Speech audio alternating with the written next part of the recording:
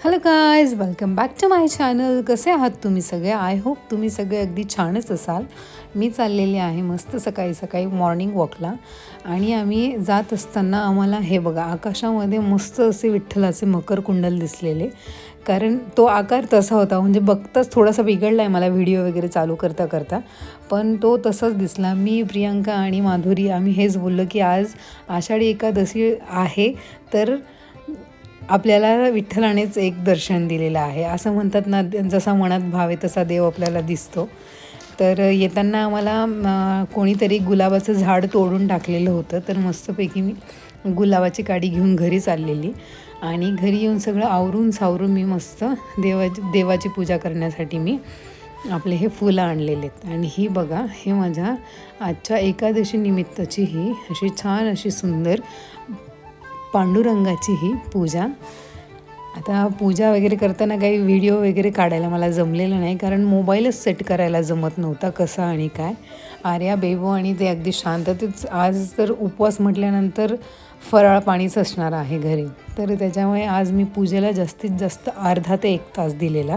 आणि ही अशी सुंदर अशी पूजा विठ्ठल आणि रुक्मिणी आईची मी केलेली.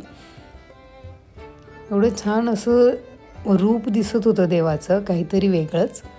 आणि मला असं होत होतं कोणत्या अँगलने मी व्हिडिओज घेऊ, फोटोज घेऊ, मी माझं मंदिर कसं दाखवू, कारण ते एवढं डोळ्याला आकर्षक आणि एवढं मन प्रसन्न करणारं होतं ना, खूपच छान.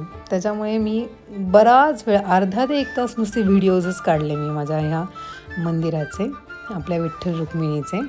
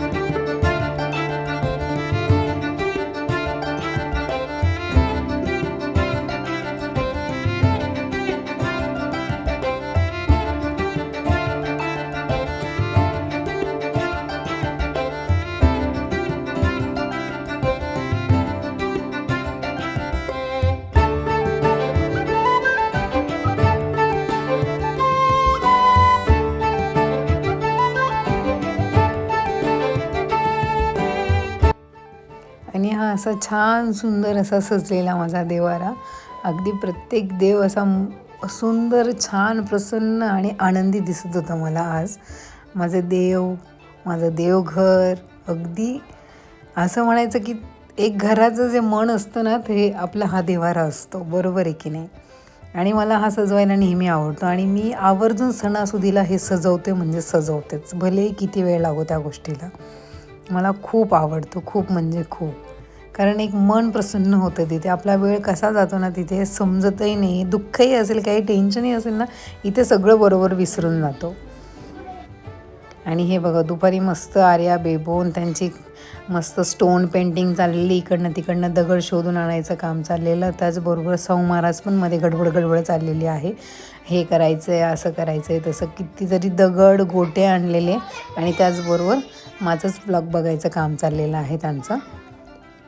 आता किती वेळेस ते दगड गोटे धुतले गेले असतील आणि किती वेळेस त्याच्यावर पेंटिंग झाली असेल.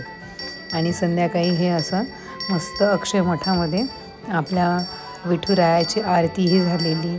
छान असं सुंदर त्यांनी मूर्ती पण आणलेली होती आपल्या विठ्ठल रुक्मिणीची. छान अशी सजावट केलेली होती. आम्ही सगळे एकत्र आलेलो त्या दिवशी. सगळ्यांनी प्रसाद आणलेला होता घरून खिचडीचा. तर तो नाही म्हणता भरपूर असं झाला. म्हणजे संध्याकाळचं फराळ आमच्या अक्षय मठामध्येच झालेलं. हे आपले शंकर बाबा महाराज आणि विठ्ठलाची ही मस्त अशी फोटो. आणि पुढे आहे विठ्ठल रुक्मिणीची मूर्ती. छोटं आहे, पण स्वरूपच काहीतरी वेगळं आहे ह्या गोष्टींचं. तर हा असा होता आजचा माझा ब्लॉग, एकदम भक्तिमय, आनंदी, एकदम छान असा. तुम्ही तुमची आषाढी एकादशी अशीच छान सुंदर गेली असेल आणि आता वाट बघूया आपण पुढच्या आषाढी एकादशीची. चला तर मग भेटूया अशाच एका छानशा नवीन एका ब्लॉगमध्ये. तोपर्यंत माझा ब्लॉग आवडल्यास लाईक करा, शेअर करा आणि सगळ्यात महत्त्वाचं म्हणजे सबस्क्राईब करायला अजिबातच कंजूसी करू नका. चला तर मग भेटूया. Okay bye, good night. आणि तुम्हा सगळ्यांची आषाढी एकादशी खूप छान अशी गेली असेल, विठ्ठलाचे दर्शनही तुम्हाला झालेले असतील. चला तर मग भेटते. Okay bye.